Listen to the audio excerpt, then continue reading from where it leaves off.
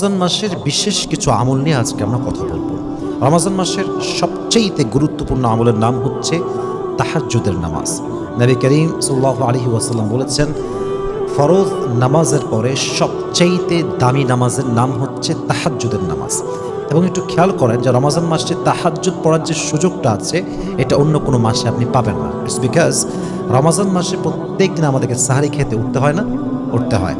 তাহলে আপনি কখন উঠছেন? যখন আপনার তাহাজ্জুদের সময়। আপনি জাস্ট মনে করেন 4:25 আপনার সাহারি গ্রহণের শেষ সময় অথবা 5টার সময় আপনি 4টায় উঠছেন, মানে আপনার কাছে পুরো 1 ঘন্টার সময় আছে। আপনি খুব দ্রুত উঠে ফ্রেশ হয়ে অজু করে কোনো মতে সুন্দর করে পরিষ্কার হয়ে পরিচ্ছন্ন হয়ে অজু করে পবিত্র হয়ে আপনি বেশি না, আপনি 2 রাকাত তাহাজ্জুদ পড়েন। And you have the time.